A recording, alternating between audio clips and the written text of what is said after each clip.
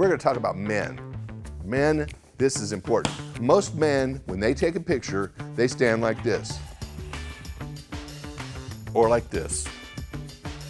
And what happens? What am I doing wrong? Well, first of all, fig leaves, it looks like you're playing with yourself. Don't do it. Now, I've got a double chin and my head probably looks this big. My stomach is so close to the camera, I look like I weigh 5,000 pounds. I don't.